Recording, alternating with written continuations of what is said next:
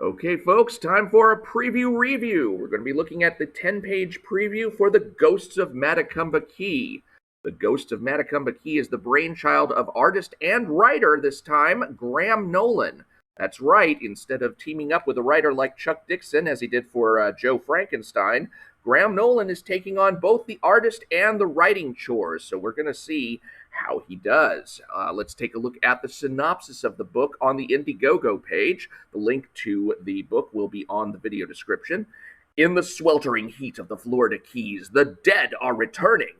The crimes of today uncover the crimes of the past as private investigators Misty Fahrenheit and Mike Meathead Ratowski have to unravel the mystery of the Ghosts of Matecumbe Key.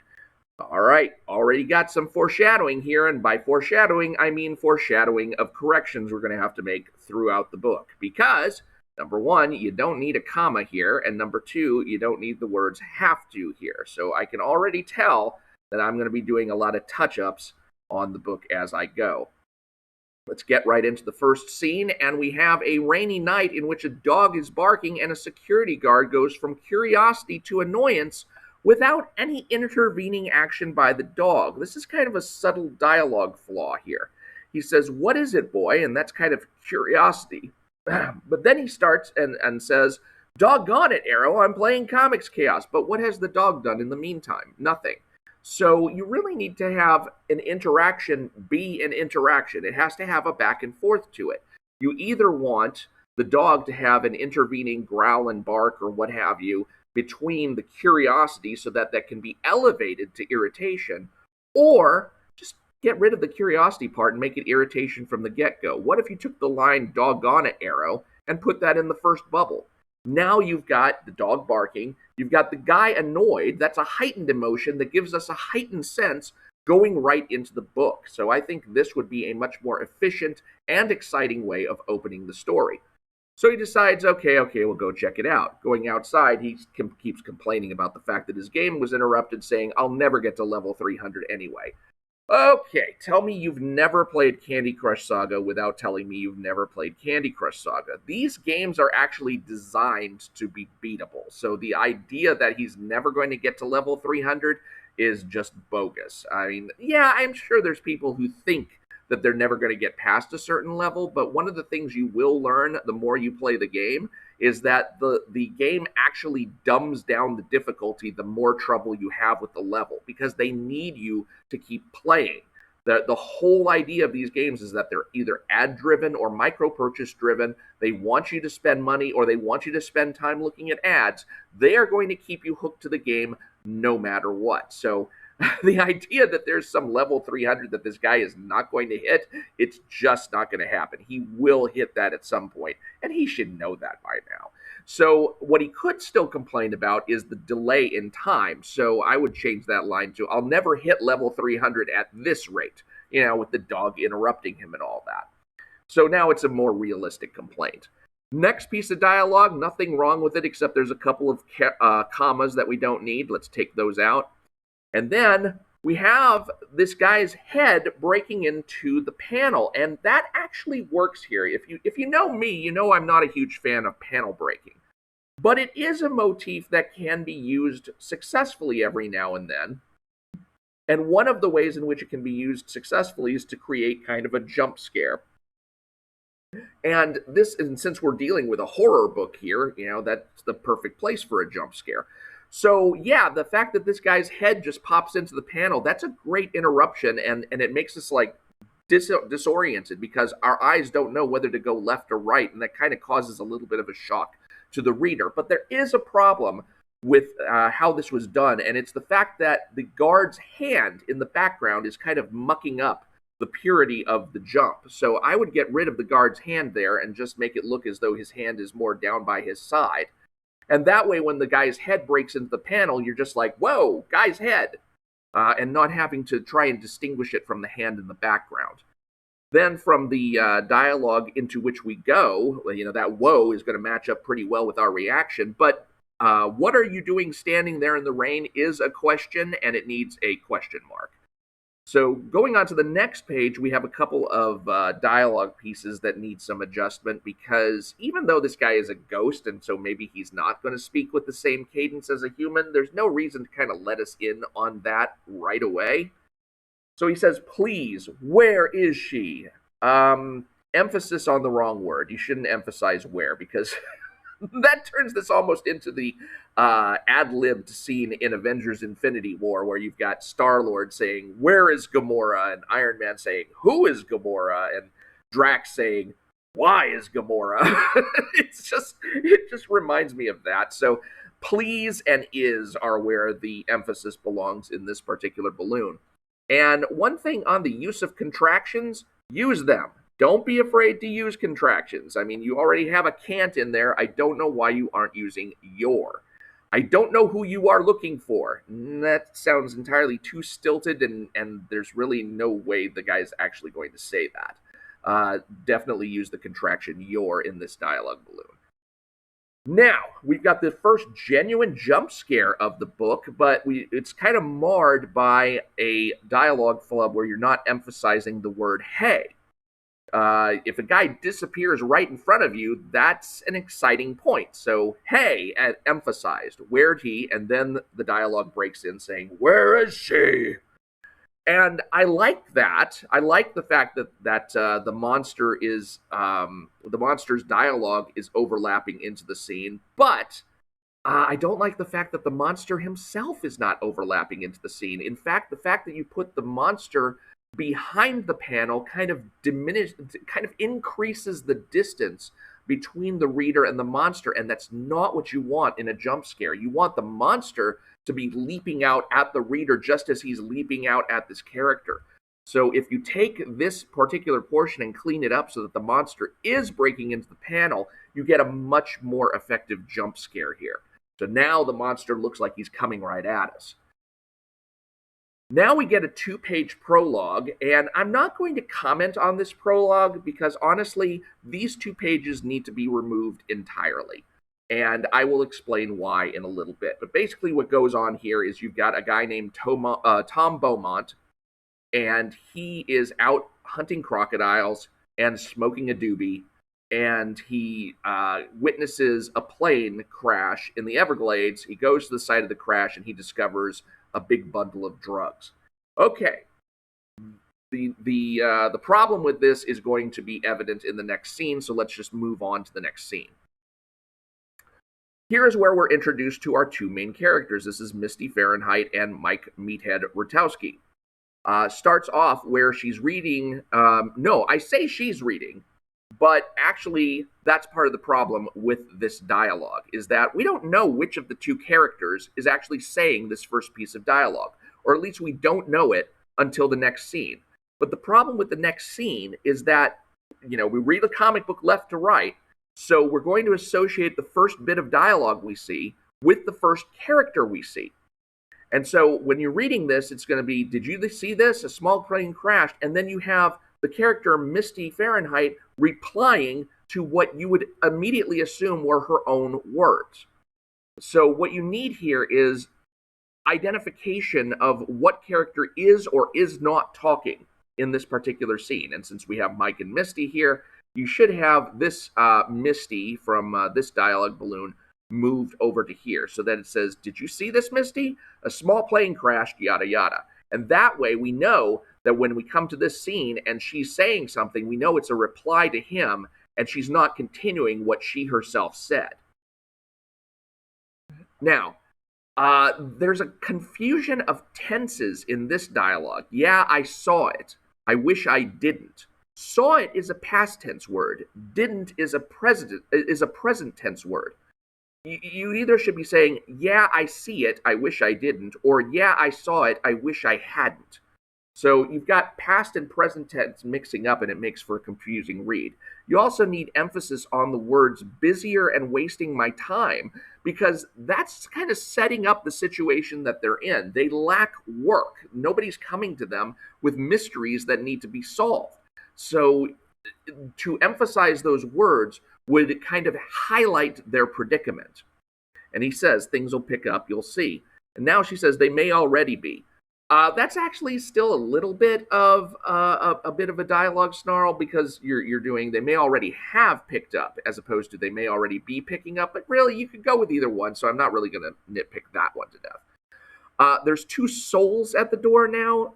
Emphasis on souls, no, because either that's like over highlighting her connection to the psychic world, but it just wouldn't be emphasized in this particular case. There's two souls as opposed to two what? Two dogs? Two humans? Two robots? I mean, don't emphasize the word unless you're needing to kind of make a distinguishing mark out of it. And then we get introduced to probably two of the most stereotypical characters I have ever seen in a comic.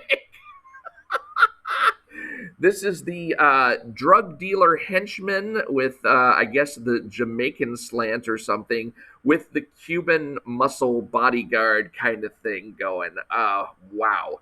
All right. So in the first bit of dialogue, we've got an unnecessary comma, so we can take that out. In the next scene, the Cuban guy, I'm assuming he's Cuban, he may be some other form of Latino, but it's Florida, so I'm thinking Cuban. Yo, are you Meathead Ratowski, the MMA fighter? Former again, what can we do for you? And then he adds a little bit of dialogue here talking about his own previous fighting career, and it breaks up the dialogue sequence between here and the next panel. And also, it's a little bit of a mini info dump. You don't really need to know this about the guy. You know the guy is there just from his imposing stature. He's there as muscle. So in terms of, he's a guy who can fight, we already really know that just from the fact that he's there protecting the little guy. So you don't need to make anything out of his past. I would remove that dialogue balloon altogether. Now, now this guy, the little guy, goes on to be his charming self and hits a little bit, kind of demeans Misty a little bit at first, to which she replies, I'm nobody's bitch. Okay. And then we have this panel in which he is like featured front and center. But the problem is, he's not featured front and center by the dialogue he's using. He's making a reference to her. If you're going to make this character prominent on the page, you should make the whole panel really about him, or at least mostly about him. And one of the things that really annoys me, and I've mentioned this in several other books, is that you need to give your characters names. Now, the Cuban guy gets a name later, but this guy never does. This guy needs a name. We need to know who he is because he's significant enough that he basically commands this entire panel. Why don't you give him a dialogue balloon in which he introduces himself and also hits on Misty a little more so that it flows into the next scene where it says where Mike Ratowski's saying, that's enough, I'll show you two out. So after threatening to shoot the guy's balls off, they get into the negotiations of what's going on. And we get into a little bit of dialogue snarl here where we have an emphasis on individual, but really the word that needs emphasis in here is merchandise. The individual we represent has recently lost some very important merchandise and put emphasis on that. We'd like you to find and retrieve it. And for this small, confidential, and discreet service, I personally would have put an Oxford comma in there. That's where you have small, comma, confidential, comma, and discreet service. He's willing to pay you handsomely, but I know some people don't like Oxford commas, so oh well. This particular piece of dialogue, another case of emphasis on the wrong word. It fall out of the sky last night. Sky is what should be emphasized, not last. Now we have a scene where he's saying, oh yeah, it might have fallen out of the sky. And towards the bottom, he's basically rejecting their offer of work, and we have a dialogue balloon where it needs emphasis on some of these words. A plane flying in that emphasized kind of weather at that emphasized time of night is not emphasized, bringing in a load of tourists. Maybe emphasis on the tourists, but in any case, we also want nothing to do with the manatee. This dialogue balloon should be two dialogue balloons, because first, he's explaining how I know it's drugs, and the other thing is, I don't want anything to do with your boss. That's really two separate ideas and needs two separate dialogue balloons. But I want to go back for a moment to those 2 pages that I said shouldn't be in the book, that second prologue. And the reason I say that that second prologue should be jettisoned is because when you look at these panels that I've already covered, we get 75% of the information on those 2 pages, plus some answers to the mystery that they don't even know about yet. So the only thing that's missing from all of this is the identity of Tom Beaumont and the fact that Tom Beaumont is the guy who found the drugs. We shouldn't reveal the answer to this mystery before you even get to, before you even get to start solving it, which this guy, they're basically not even really interested in doing. But we'll probably have to get into, since that Tom Beaumont guy was featured earlier. But I would basically take out these 2 pages, and instead, when they finally meet Tom Beaumont later in the book and find out that he's the guy who found the drugs, you can incorporate these 2 pages as a flashback scene. And so the flashback scene will fill them in on all these, up to the moment details.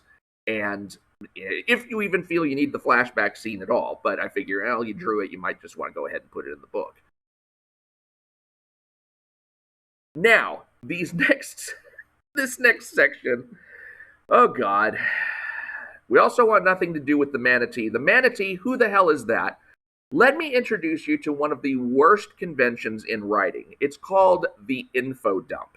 The info dump just basically dumps information onto the page. And I swear to God, you can read this in the voice of Ben Stein, and it can't get any more boring.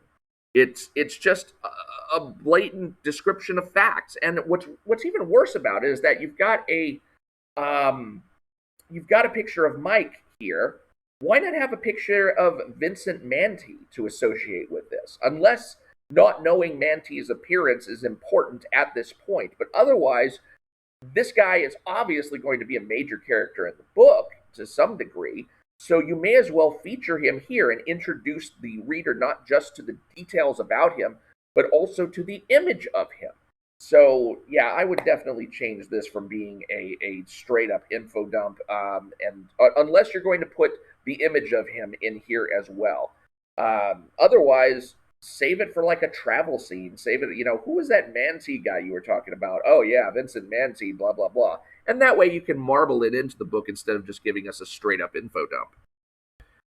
So he basically rejects their offer. That's his final answer, and they're leaving. And the Cuban guy, who was previously threatened with having his balls shot off, says, "I'll be seeing you." And referring back to that, Mike Rutowski says, "Wear a cup next time." Now, the only problem with this scene is that you're practically about to shoot your balls off yourself. We don't need 2 balls jokes in the same panel.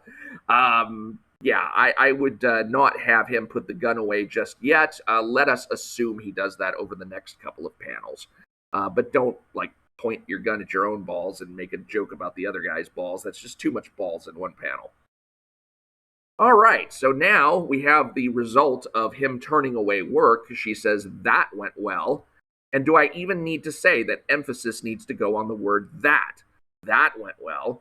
And now this next part of dialogue is a little bit clunky. I think I would have worked on making the dialogue fit the humor a little bit more. "We're short on cash, but we've got lots of integrity. Let's try spending that," or something like that. But the way the dialogue is here, it doesn't quite flow that nicely. Now you've got this last portion of dialogue on the page where somebody who knows him as Meathead calls him. When you're saying a character's name as his nickname, you don't need quotes around the nickname, so we can get rid of those. Now the Colonel Houston character, who we've never seen before, this is a new character coming into the show, he's offering them work, and this is work that Mike feels comfortable with taking. So in this particular panel, he's explaining to Misty, "Looks like we're heading down to Key West in a few days. We're to clear our schedule because the big man himself is flying in from Egypt and wants to meet with us." Alrighty, just a little bit of problem here with the "in a few days" part. We don't really need to delay things any. Let's keep the flow of time more immediate.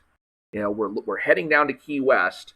We're to clear our schedule because the big man himself wants to meet with us. And also, big man, That all should be emphasized. His name is not just Big, it's Big Man, or at least how he's referring to him is as Big Man, so you should emphasize all of that. She says, ha, as if we had a schedule to clear, again referring to their constant lack of work. And then in these last couple of panels, he's saying, I told you things would turn around. And then she says, let's take some time and play around on the boat. A little fishing sounds good, that too. And you can see that they're a happy, loving couple. And I would, oh, by the way, this portion needs a comma, that too. And, but, never mind the correction, because honestly, I would jettison these two panels altogether. You don't want this conclusion. And there's a couple of reasons for that. The first reason is, let's take some time and play around on the boat. No, no, no, no. You want to keep the momentum of the story going. Don't give them a mini vacation in the middle of the damn comic. But the more important thing about this is that, yeah, and by the way, that's why I was basically saying, let's not have the in a few days portion of this. But by portraying this couple as happy, you're not doing your story any favors. They come across as this happy couple, and happy couples are boring. And so what I want to ask is the question, is this really a happy couple? Because let's go back and look at the scene that introduces them. They start off, and she is complaining about the fact that they have no work, and he's trying to be optimistic, saying things will pick up. Then when he turns away work, she's upset because, we're short on cash, but we have lots of integrity. Can we spend integrity? She's bringing up the money issue again, and he's trying to be optimistic about it. And then he makes mention again of the fact that they've been lacking work. He says things have been slow around here anyway. And then, even though now that they have work, he's basically giving her good news. Look at this piece of dialogue. Ha, as if we had a schedule to clear. She's actually complaining about the fact that they've lacked work up to this time, even though things are turning for the better. And that's kind of a contemptuous dig. And that is more of a signal of a relationship in trouble. So instead of being a happy couple, which is kind of a snooze fest, what if they're actually an unhappy couple because of the financial woes that they have been subjected to all this time? And just think of how much better this scene would read if you had her being genuinely, and her and him both being genuinely tense, anxious, upset. The first work that comes their way in so long, and he turns it away because it's not the kind of work that he's willing to do. And she is pissed about that. So what if she, instead of having a smile on her face, had anger on her face? What if in the second scene, instead of looking down with a smile at his phone, she was looking away at her nails and basically dismissively saying, answer your phone? And then, instead of them being, like a cute little couple in the third scene, she was basically jabbing the phone because he was in the middle of complaining about her, and both of them looked tense and anxious. You could extract so much more drama and tension out of this scene if they're not a happy couple. And what if that becomes part of the arc of the book? So that in going through this ghost story, they actually revitalize their relationship and become a closer couple. That could be part of the arc mixed in. So that's basically the feedback that I have on this scene. In the next scene, which this is all we get of the scene that's to come, I almost didn't put this in here. The only reason I did is because every single dialogue balloon in this needs work. And, take a couple of minutes, maybe pause the video, and take a look at these dialogue balloons and see if you can spot what each of them needs. So in the first balloon, how do you think it got here, Mr. Tucci? Got needs emphasis. All right, next balloon, how the hell should I know? I needs emphasis. It looks old, comma, doesn't it? Yes, sir, registration on the window says 1935. Emphasis on 1935. That's got to be important. Want me to see if I can dig the door open? Might as well. Let's see what's inside. Emphasis on inside, not what. And, it's... See, it's stuff like this. The constant stream of little errors that's going to make me pass on the Ghosts of Matecumbe Key. And I hate to render verdicts like this right up front, but quality is important, and one of the things I really wish that independent comics creators knew and would absorb is that editing is a skill. You need somebody who has English language skills to review your work and point out any and all of the little flaws, because the fewer little flaws you have in your book, the more people are going to talk about your book and say, oh my gosh, that book was quality. That book was serious quality. And anything that pulls away from that notion of quality is going to be hard on the book. Now, one of the things I noticed, I went and I looked at the Ghosts of Matecumbe Key page on the Indiegogo site, and it's not done. It's not a finished book. The latest update was, May 9th or something? And apparently there's only 26 pages finished or completed. Send a copy my way. I'm basically offering for free to go through and make all of the kinds of corrections that I talked about in here, and I'll look at the rest of the book and do it gratis and give you advice on here's what you need as far as dialogue changes, here's what you need as far as emphasis, punctuation errors, plot, enhancements, things like that. Like I was talking about the happy versus unhappy couple motif. Hit me up. Find me on Gab. I'm at gab.com/Michael J. Partika, and we'll talk. You can chat me up on there, or just put a reply in the YouTube comments, and let's get something together. Because right now, I would love to see this be a really good book. And right now, I feel like, and maybe there's somebody who actually went through and corrected these errors. Well, that's one thing that I don't know about Indiegogo campaigns is, when you put a preview up there, that's not always how the finished product is. And I know that from Ethan Van Sciver's Cyberfrog Blood Honey. There were lots of changes that were made between the preview and the actual finished result. So it may be that what we saw in the in this 10-page preview is something that's not actually going to be the finished product, as far as all of the grammar, the dialogue, the mistakes and stuff like that. If that's the case, well, great. I'm glad that it's going to be improved. But if that stage has not been reached yet, I'm just going to say I'm offering my services and offering them for free to enhance this book, because I would love to be able to contribute, and I would love to be able to see this book become the best thing that it can be. So I'm Mike Partika. Thank you very much for watching, and please do subscribe for more preview review videos, and I also comment on politics and other things. Hit me up on Gab, where I'm located. Please share this out to Twitter, where I cannot, because I got permabanned from there. And I will talk to y'all later. Thanks again for watching.